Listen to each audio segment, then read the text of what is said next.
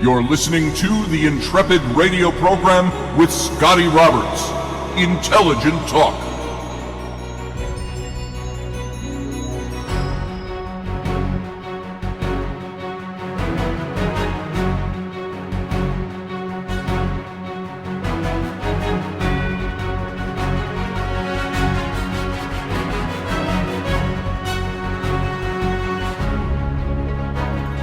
Happy Wednesday evening, folks. Welcome to this, my show, the Intrepid radio program right here on the Odyssey Radio Network. I'm Scotty Roberts, and I'm your host. And we can also, you can also view this in video in the simulcast over on my YouTube channel. And that's youtube.com/Mr. Scotty Roberts. I want to welcome you to the show tonight. It's hump day. It's the middle of the week. Boy, for me, the weeks just go by like moments. Have you noticed that? It's just, the weeks just keep rolling on. It seems like I was just responding to Lisa Stucci's comment about it being hump day, and that was a week ago today. I felt like I just did that the other day. So time moves on, and it moves on quickly. And we're going to talk about that a little bit today. Yeah, we've got the dream stuff we can get back into. We got the Jesus stuff we could get back into. But I am moved to talk about this morning due to some current events.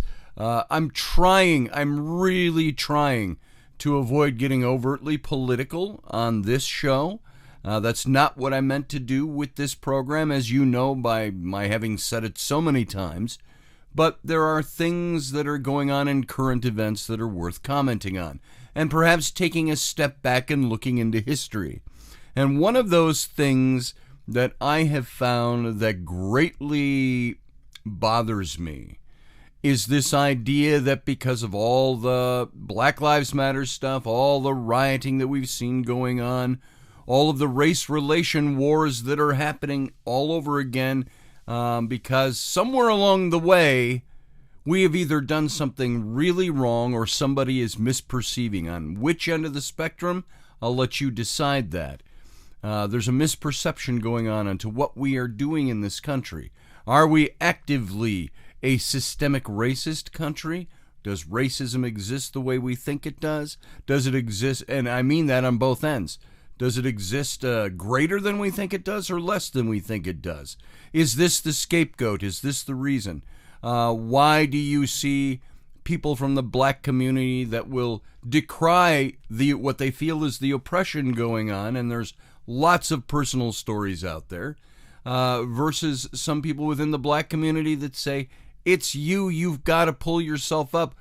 We have prime examples all through the black community, the black race in this country, that show that we are as successful as anybody else, depending on what you want to put your mind to.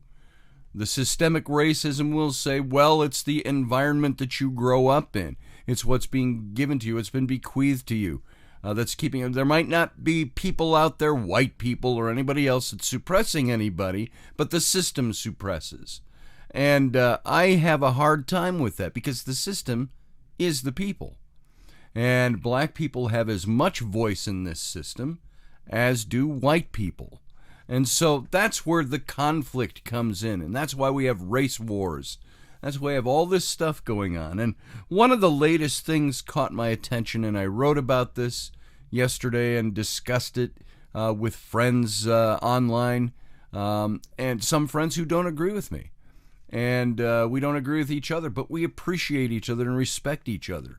And so it was this idea of the two schools in California that are now changing their names from Washington, named after George Washington, what they used to call the father of our country, one of our founders, and Thomas Jefferson, man who wrote the Constitution, hanging on the wall behind me.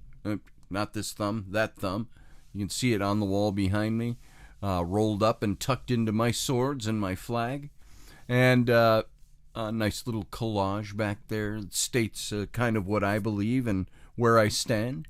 So you had these two founding fathers, a school named after Washington, a school named after Jefferson, that they're now changing the names.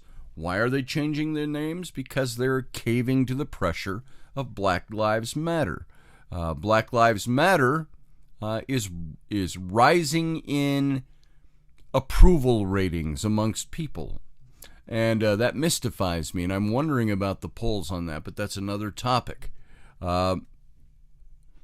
Groups can come along and institute any kind of change they want if they have the voice of the people, and if the people approve that. But I know in this case, the school board or the city council that changes the names of schools is comprised of a handful of people. 7 to 10 people sit on these boards, and they make the decisions. And sometimes the people are for it, sometimes the people are against it. You saw that in Minneapolis, where the city council voted to defund the police, or they're going to go into talks, and people didn't like that. They're working almost autonomously from people. So that's politics. That's government. That's the way things work. That's civics.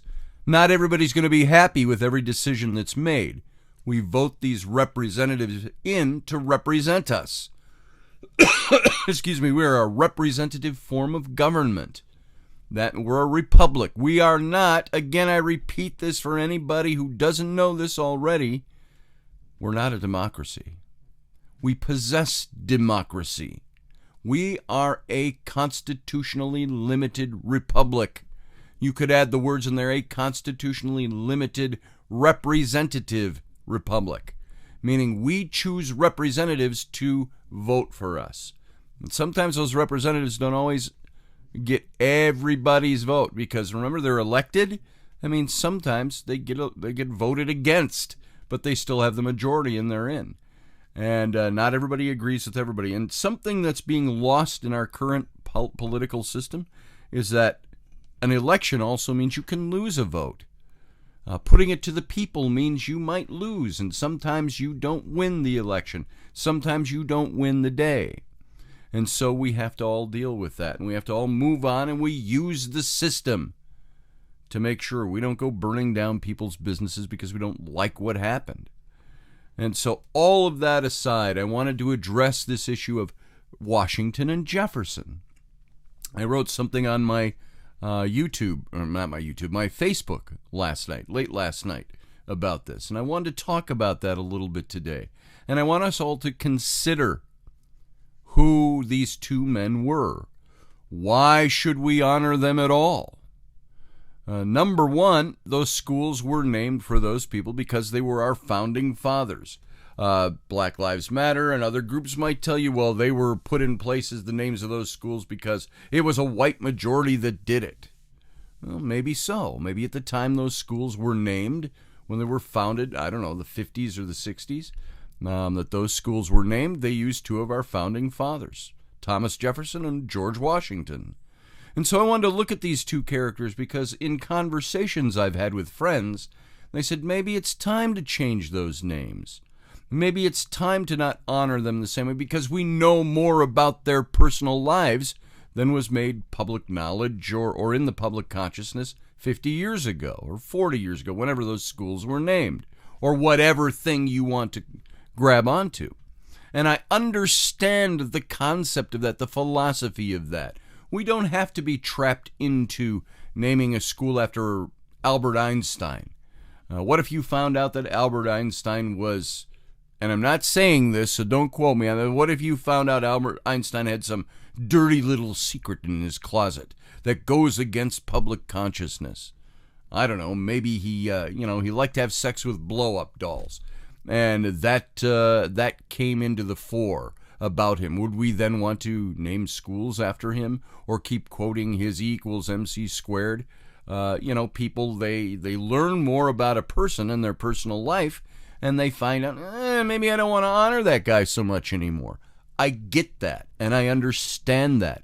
And this is a country where we are free to vote on that and put it to the people, not leave it up to a handful of people to make those decisions for us. We have no kings. Nobody is above the law, and we have a representative government, so we have the ability to have a voice in that process.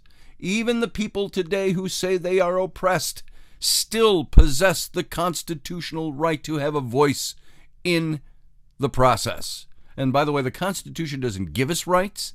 That Constitution, I keep doing it because it's mirror reflected. That Constitution, there you go. That's the one that does not give us the right. It's the one that guarantees the rights that we possess. That's why it's written in there that all men are created equal, even though there were inconsistencies, in which we're going to talk about tonight, with the Founding Fathers on that very phrase. The man who penned that said all men are created equal and endowed by their Creator with certain inalienable rights. He struggled with that because he was a racist. And we'll talk about that a little bit. So let's look at this. Nowadays, it's become very fashionable to decry everything that was once held sacred. We have that all the time. And Americans in great numbers are rediscovering their founding fathers. And there's many ways that we did. Some of them are in the books. It's buried up there in a stack of books, so I can't grab it and show you. When I was reading the book Founding Brothers by Joseph Ellis, I read some sections for you out of that book. People are reading books like that. They're reading David McCullough's John Adams and 1776, two fantastic books that he wrote on history. And my own favorite out of all of these, and I just recommended this book to somebody else, was Stephen Ambrose, a historian, the late Stephen Ambrose, now sad to say. Undaunted Courage, his book about the Lewis and Clark expedition under Thomas Jefferson's presidency. A fantastic book to read. Now, all of these are history books, but they're not the dry, dusty history. If you think, history, oh my God, I'm not going to sit back and read a history book. You read these books, and they read very easily. They don't use high and mighty or lecturing hall style of text. Very easy to read. Not easy reading, very easy to read in that it's comfortable to read. It's written to people so people can connect with the message of the books.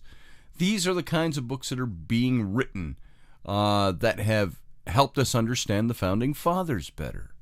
And there are others who believe that some of the other men are unworthy of our attention because they owned slaves. That's the current narrative now. We no longer should honor the founders because they owned slaves. The people who created this country should no longer be honored. The people who created this system in which we can oppose our government, which we can speak our voice, in which we do have liberty, and which those men, even though some of them were slave traders, or slavers, or slave owners, slave possessors, and so on. And I want to click that title. I don't like the term slave trader because the slave trade means that you were part of gathering up and bringing slaves over from other countries. But because they own slaves, that they should be people we no longer honor, despite the fact that owning a slave wasn't the epitome of everything about their life. And there are some people that own slaves: Washington, Jefferson, Clark of Lewis and Clark. John Adams didn't own slaves, but some of these men failed to rise above their time and their place. Though Washington, but not Jefferson, eventually freed all of his slaves. But history abounds with ironies. These men, the Founding Fathers and Brothers, established a system of government that, after much struggle and the terrible violence of the Civil War and the Civil Rights Movement led by black Americans, did lead to legal freedom for all Americans and movement toward equality. Everybody in this country has legal freedom. There is equality for all in our system. That doesn't mean there are not individuals who will throw roadblocks up in the way. What if you go to a company and you're a person of color and you apply for a job, but not supported by the government, you've got maybe a person who owns that company who's a racist. Maybe he doesn't like black people at all, or views black people as substandard. Maybe he's one of those people that would call Mexicans, lazy Mexicans, which all of my experience has shown me that is a false, that's a logical fallacy. Some of the Mexicans I have ever known, all of them, seem to be some of the most industrious, hardworking people I know. And so let's say you got a guy who owns a company that believes that, and he just doesn't hire people because they're people of color. Is that racism? Yeah, that's his own personal racism. Is that systemic racism? No, because the system isn't doing it. That guy is doing it. So let's start to look at some of our founders and talk about them. Let's begin with Thomas Jefferson. He is somebody who I've always said is a hero of mine. When I've been asked, where would you, if you could ever go in a time machine and go back and meet somebody in history, who would it be? And I said it would always be Thomas Jefferson. It's because I appreciate his intellect. He was an intellectual. I appreciated his writings. I appreciate what he did for this country. Would I go back to him to get advice on how to own slaves? No, because I think that was something he did not ever conquer in his life. Thomas Jefferson, because it's him who wrote the words that inspired subsequent generations to make the heroic sacrifices that transformed the words, all men are created equal, into a reality. Those words he wrote, believe it or not, are words that he could never fulfill in his personal life, but he struggled with it because he knew them to be true. And the older he got, the more he knew this, but he said, I'm going to leave it to subsequent generations to fix the problems of me and my generation. And so in 1996, there was a history club that was being held at the University of Wisconsin. And I read about this account in some of Stephen Ambrose's work. And he was asked to participate in a panel discussion on political correctness in the university. And the professor seated next to him taught American political thought. And Ambrose remarked to this professor that when he began teaching, he had required students to read 5 or 6 books each semester. But he had cut back to 3 or 4, or else the students would drop my course, he said. And she said she had the same problem. She dropped Thomas Jefferson's writings from the required reading list. And he said, you're in Madison. You're being paid by Madison, Wisconsin. You're being paid by the citizens of Wisconsin to teach their children American political thought, and you leave out Thomas Jefferson? And this professor replied, she said, yes, he was a slaveholder. And more than half of the large audience applauded at that. And Jefferson owned slaves.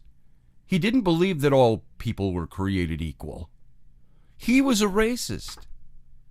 He was incapable of rising above the thought of his time and place, and he was willing to profit from slave labor. Now, few of us, there are few people who can entirely escape from their times and their places. Many of us. I get criticized by my own daughters and their friends, their contemporaries, who were all 30 years younger than me, that I'm an old fogey, from Wisconsin, a white guy, and so I'm privileged and all my views are set in stone. I like to believe I've rather progressed in my thinking along the way, and I've got 30 more years' experience digging out and rooting out facts and looking at ways to think better. But we're all products of our times. We're all products of our current paradigm. And these founders were no different. Jefferson was no different. Thomas Jefferson did not achieve greatness in his personal life. And I'm going to say that again. As much respect as I have for this man and as much as I have admired him, he did not achieve greatness in his personal life. He had a slave as a mistress, Sally Hemings. He lied about that during his lifetime. He once tried to bribe a hostile reporter. His war record was abysmal.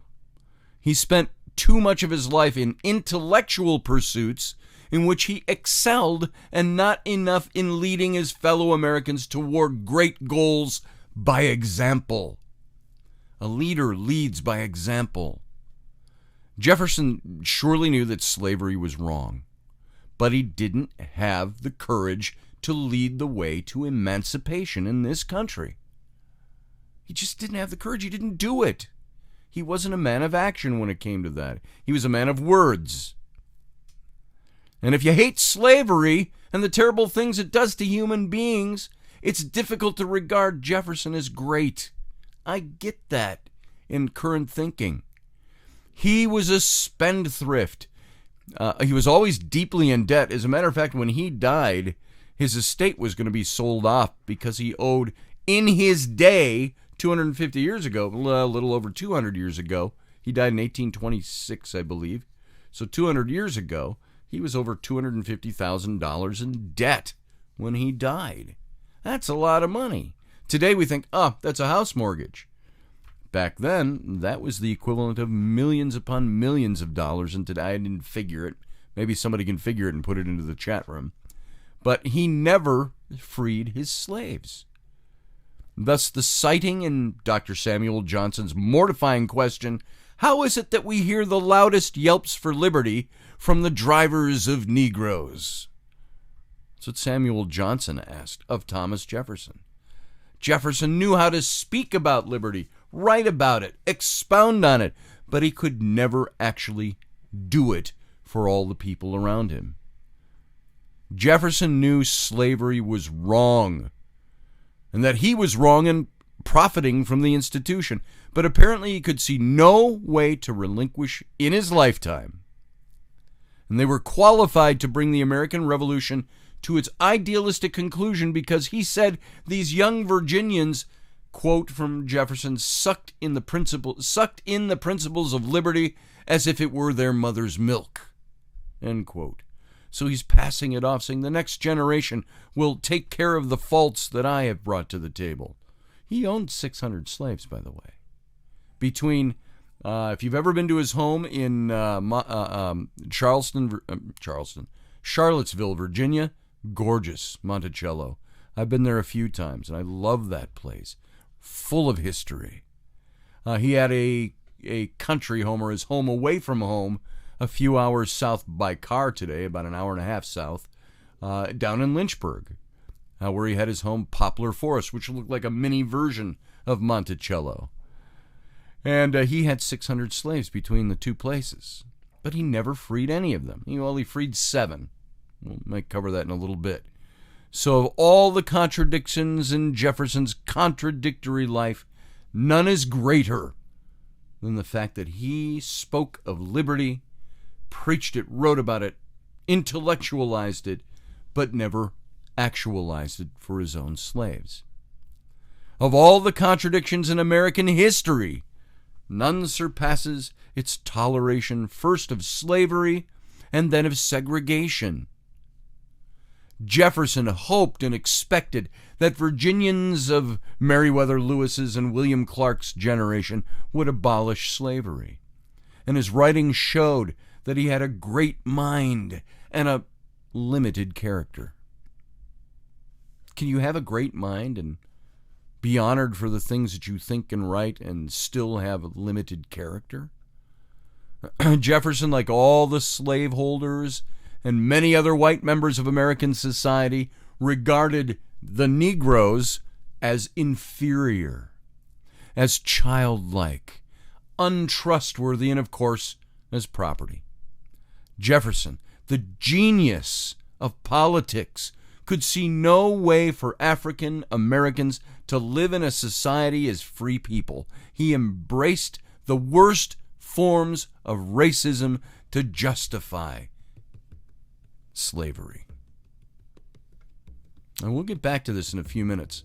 We got to go out to break, and we'll cover more about this. We're going to talk more about Jefferson, and we're going to get into George Washington and see a contrast between the two. Sit tight. We'll be right back.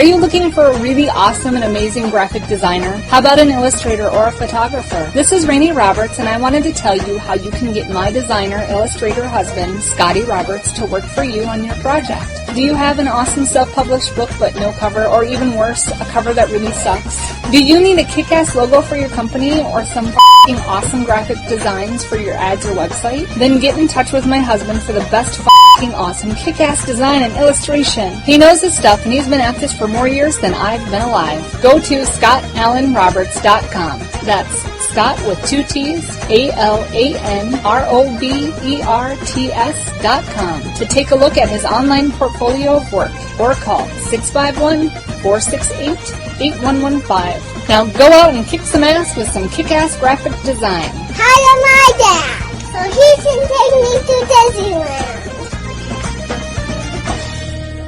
Hey folks, welcome back from the break. This is Scotty Roberts. It's Wednesday evening. Happy Wednesday.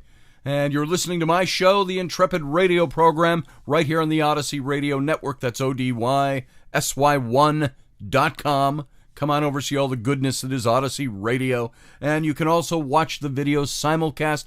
Join the live chat room going on right now over at my YouTube channel. That's youtube.com/Mr. Scotty Roberts. Let's jump right back into this. We're talking about two of our founders, George Washington and Thomas Jefferson. And what prompted me to talk about them was the fact that there are California schools that now want to caving in or capitulating or going along happily with movements like Black Lives Matters right now. They want to drop the names of Washington and Jefferson from the schools on the sole basis that these guys were slavers, as one good friend of mine puts it, and that they owned slaves.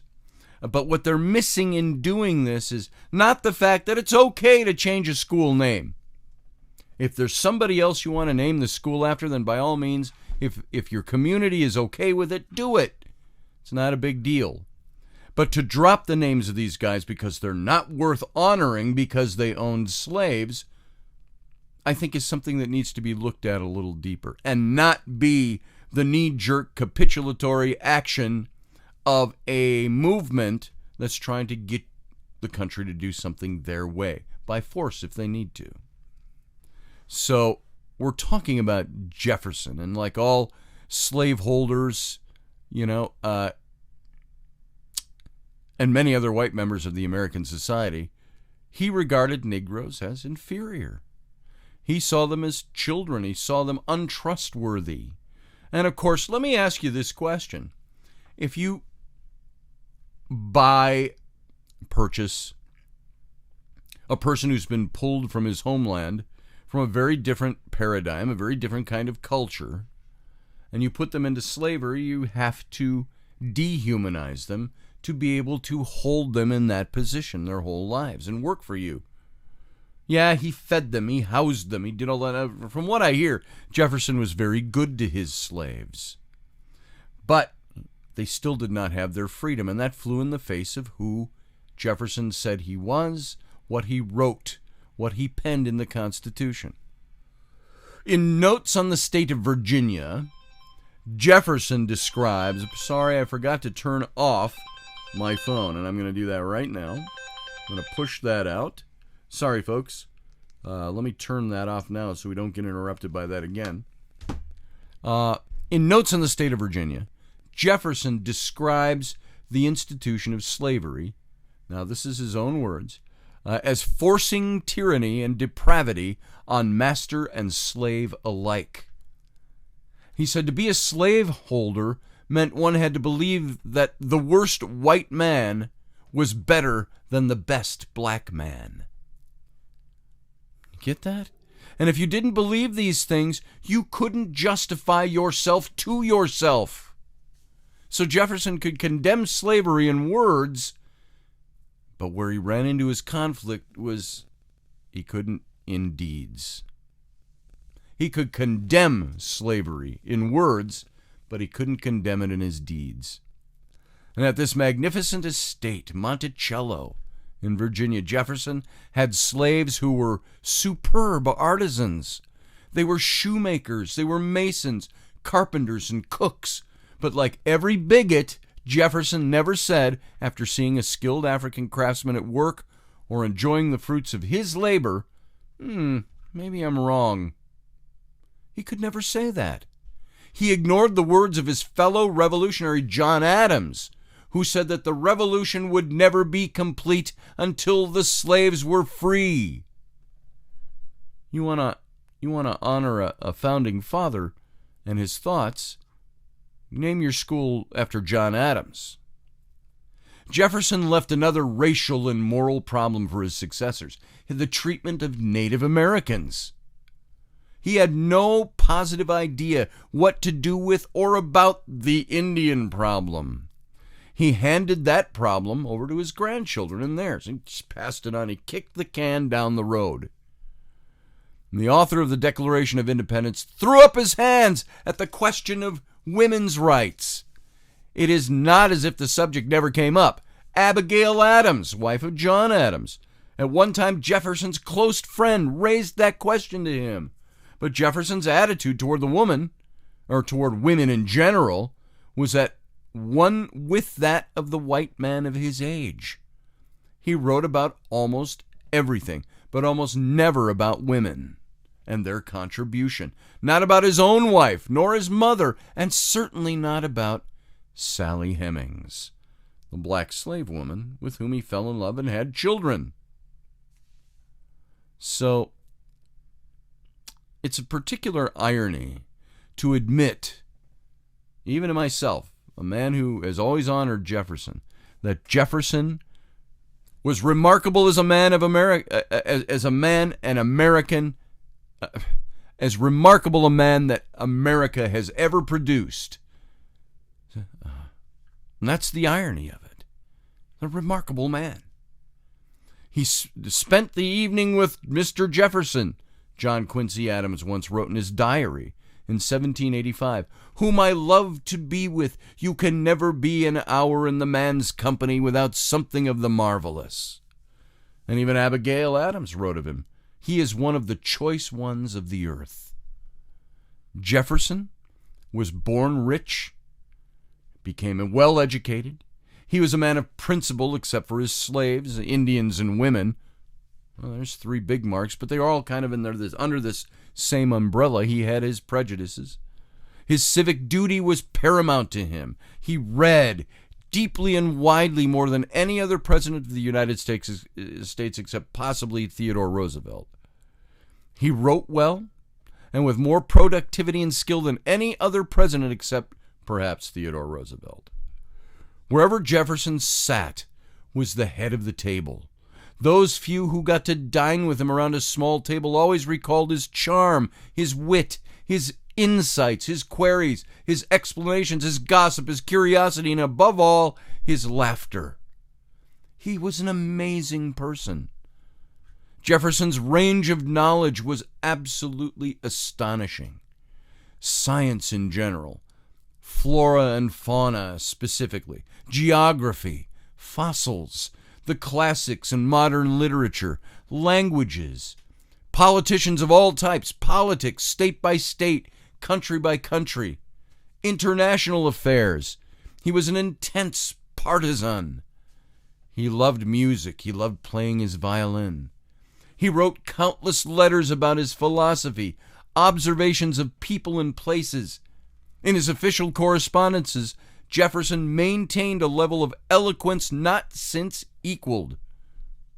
I've spent much of my life studying presidents, generals, historical figures all through history, reading their letters, examining orders to subordinates, making an attempt to judge them, but none match Thomas Jefferson. In spite of these rare abilities, Jefferson was not a hero. That's the irony of it. His great achievements were words. Except for the Louisiana Purchase, his actions as president fall short. But those words, he was the author of the Declaration of Independence. The second paragraph begins with a perfect sentence. We hold these truths to be self-evident, that all men are created equal. and endowed by by their creator with certain inalienable rights. Unalienable.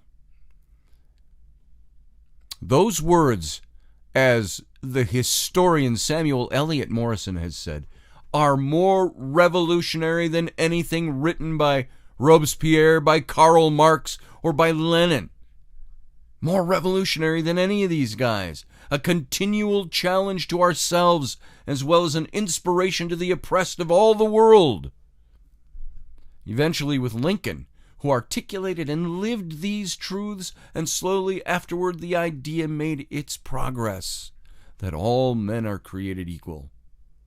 Men and women, men being the general term for humanity. Jefferson was the author of the Virginia Statute of Religious Freedom, a doctrine that spread throughout the United States. He's the father of our religious freedom. Thomas Jefferson is the father of that. It is, next to the words of our independence, his greatest gift, save only perhaps our commitment to universal education, which also comes to us via Thomas Jefferson. The Northwest Ordinance of 1787 was based on Jefferson's Report of a Plan of Government for the Western Territory, written 3 years earlier. In it, he made certain that when the populations of Ohio, Indiana, Illinois, Wisconsin, and Michigan were large enough, these and other territories would come to the Union as fully equal states. They would have the same number of senators and representatives as the original 13. They would elect their own governors and so on. He was the first who had the thought that colonies should be equal to the 13 original members of the Union. No one before him had proposed such a thing. Empires were run by the mother country, with the king appointing the governors. It was Jefferson who decided that he wouldn't do it that way in the United States. The territories would be states. And he applied the principles of the Northwest Ordinance to the Louisiana Purchase territories, and by later extension to the West Coast. And it was Jefferson who envisioned an empire of liberty, that stretched from sea to shining sea. Washington and Jefferson were both rich Virginia planters, but they were never friends. Washington didn't have Jefferson's IQ. He was not anywhere near as good as a writer. He was not as worldly as Jefferson. He had less formal education than any subsequent president except Abraham Lincoln. He towered over his contemporaries, literally so. He was a 6'3" tall general, and his soldiers averaged 5'8". He was a towering giant of a man. He was not a good general, or so his critics say. His army lost more battles than it won, but Washington held the Continental Army together in being, as the military expression puts it. And he had the masterly judgment of when and where and how to strike the British in order to raise morale among his soldiers throughout his country. And perhaps most symbolic was his crossing of the Delaware River at Christmas time in 1776, when in a lightning week of campaigning he picked off the British garrisons at Trenton and Princeton, taking many prisoners and valuable supplies, and the next winter he spent with his soldiers in a freezing Valley Forge. And then from there, he directed the strategy of war. He turned the Revolutionary Army from a ragtag collection into a solid, regular army, forced the politicians in Congress to support him, and emerged as the one who would lead the nation through the Revolutionary War and eventually win it. Washington's character, was rock solid. At the center of events for 24 years, he never lied. He never fudged or cheated. He shared his army's privations, though never pretended to be one of the men. Washington came to stand for the new nation and its republican virtues, which was why he became our first president, by unanimous choice. And in the eyes of many, including me, he was our greatest president ever, because he was the first. Washington personifies the word great. In his books, in his looks, in his regular habits, in his dress and bearing, wooden teeth notwithstanding, in his generalship, in his political leadership, in his ability to persuade, in his sure grip on what the new nation needed, above all else, not a king, and in his optimism. No matter how bad the American cause looked, he rose above all others. He established the thought, we can do it, as an integral part of the American spirit.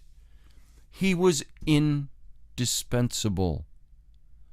First in war, first in peace, first in the hearts of his countrymen. Abigail Adams, again so insightful in her descriptions, quoted John Dryden to describe Washington. Mark his majestic fabric.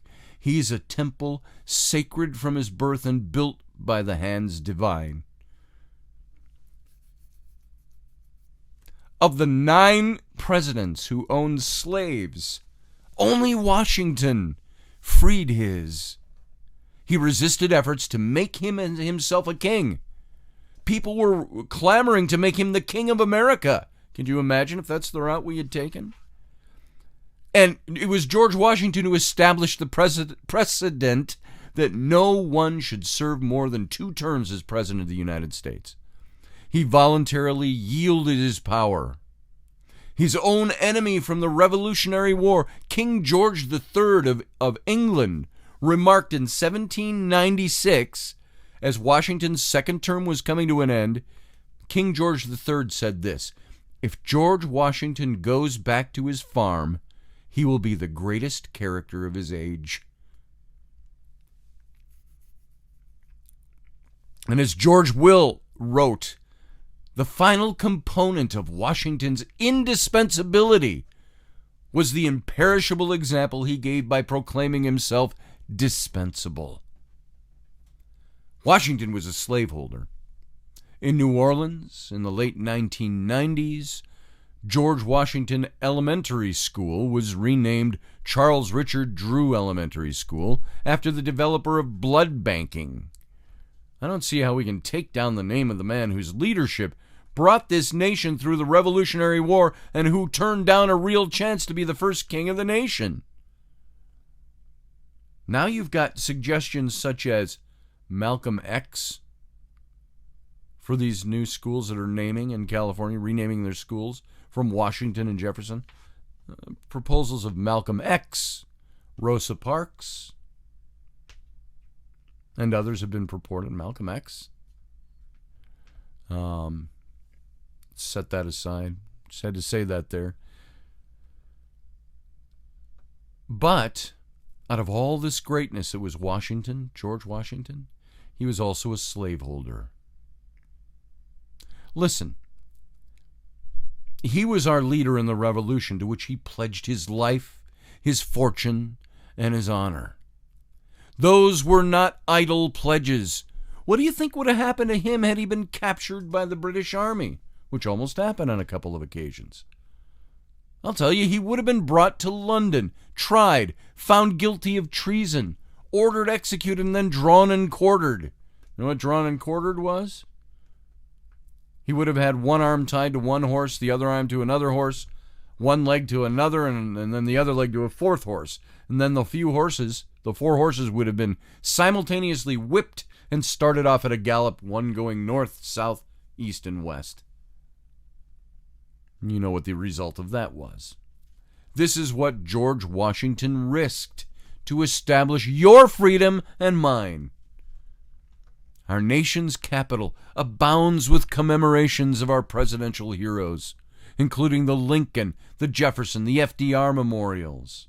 The one that stands out is the Washington Monument, that obelisk in the center of it all. The tallest, most superbly designated, and most immediately recognized. It's our tribute to the man who won the Revolutionary War and who, as our first president, did more than anyone to create the republic that we now live in. Jefferson extended it from the Mississippi to the Rocky Mountains. Lincoln preserved it. Franklin Roosevelt led it to triumph in the greatest war ever fought. But it was George Washington who set the Republican standard. so long as this republic lasts, he will stand first. And he deserves that. The mall in Washington, D.C. stretches out from Washington's monument and has been the scene of controversy, protest, and persuasion, as it should be in a democracy. There, our national discord has been on display, our national step-by-step progress demonstrated for. There, Martin Luther King Jr. spoke the words that characterized and led the way to civil rights for African Americans and all other Americans. That's where he said, "I have a dream." Their citizens, including me, my family, and others, gathered in huge numbers to protest. Sometimes before my time, it was to protest the Vietnam War.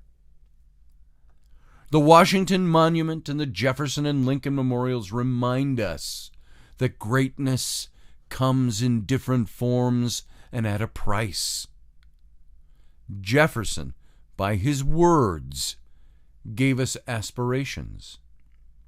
Washington, through his actions, showed us what was possible. Lincoln's courage turned both into a reality. And that was 77 years later, after 1776. Slavery and discrimination cloud our minds in the most extraordinary of ways, including a blanket judgment today against American slaveholders in the 18th and the 19th centuries. That the masters should be judged as lacking in the scope of their minds and hearts is really fair. That's fair. They lived in a different paradigm. They were on the cusp of changing that paradigm with the founding of this nation.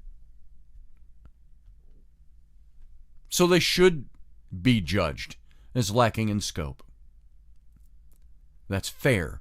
Indeed, it has to be insisted upon that we judge them by that standard. But that doesn't mean we should judge the whole of them only by this part of them. You can't judge the whole of Thomas Jefferson by the fact that he was a slaveholder. The whole is greater than the sum of its parts. You can't judge Washington with all of his character by the fact that he owned slaves in his lifetime. Did you know that he ran into legal problems, opposition from his own family? There were laws that said he couldn't emancipate certain slaves, and that he desired to do this. In the 1790s, he said, "I am inconsistent with the founding of this nation. I have to free my slaves," and he couldn't do it. It would also, at the time, because the whole system was based on slavery, that paradigm, it would have ruined him. What did he do? In his will, he said, "On the day of my death," he says, "all of my slaves," he had 153 of them, "will go to the ownership of my wife, who will survive me, Martha." And when he died, all his slaves went to her for legal purposes. She, in turn, within a year, freed all of those slaves. And so, that the masters should be judged as lacking is the irony. We shouldn't judge the character of these men as a whole by a part of what they did. Remember, these men, these people, these men who were the leaders and the founders of this country lived in a completely different paradigm than we have in the 21st century. Yes, they recognized that it was wrong. And it's not an excuse just to say, though, the whole world was doing it. The whole world owned slaves. That's true, though.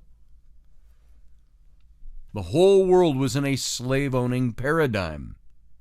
And it was only the founders of this country, who themselves owned slaves, that some of them could actually eventually free them. One of them did. And they created an atmosphere, a place in this country where further generations could abolish it. And so that's what they did. Even Thomas Jefferson, weak in personal action and character, great in many other areas, owned his slave. He only freed, of his 600 slaves, 7 of them. 2 during his lifetime, and 9 of them. 2 during his lifetime and 7 at his death. But it was what he did and what he wrote and what he said about his own struggle with owning slaves and his commented on his own racism and bigotry toward the end of his life that he finally came out of that haze. But what created the path for the next generation and the generation following to abolish it. In his last message to America, and this was on June 24th of 1826, it was 10 days before he died. He died on Independence Day, July 4th of 1826. The same day that John Adams died, by the way. Jefferson declined an invitation to be in Washington, D.C. for the 50th anniversary of the Declaration of Independence. Now, perhaps this is because he was getting older. He was becoming sickly. Washington from Charlottesville is only an hour and a half by car. But by horse and buggy or horseback, that was a long way to go. And so he declined the invitation to be in D.C. for the 50th anniversary of the Declaration of Independence. But he wrote this instead, quote, "All eyes are opened, or are opening, to the rights of man. The general spread of the light of science has already laid open to every view the palpable truth that the mass of mankind has not been born with saddles on their backs, nor a favored few booted and spurred, ready to ride them." An eloquent way of saying mankind is not born to slavery, and neither are we born to own slaves. Now Jefferson died, with a hope that the future would bring to fruition the promise of equality. And for Jefferson, that was the logic of his words, the essence of the American spirit, to rise above what you are and become something better, to create something so that everyone benefits from it. Even though he didn't have the character to act that out in his own lifetime, he was trapped within his times. He may not have been a great man in his actions or his leadership, but in his political thought, he justified that hope of the American spirit and of American equality. Now, look at Washington, who freed all of his slaves. Look at Jefferson, who didn't. Look at both men as a small cog in the great thing that they created, this country, so that they knew that this would all happen in the future generations. They were both great men, and it's okay to name schools after them. Conversely, it's probably okay to rename a school that was named after them, if the people in your constituency are okay with that. But don't do it because one mindset says that these were terrible men. They were not. You cannot judge the whole of either of these two men by a part of who they were. And don't come up with false comparisons for me. Well, what if one of them was a mass murderer? Well, what if? Doesn't matter. These men stood for equality, they stood for liberty, and they worked to attain that. Some achieved it, some set the stage for others to achieve it. All right, folks, that's all. We're out of time. 23-hour break. See you back here tomorrow night. Have a good night.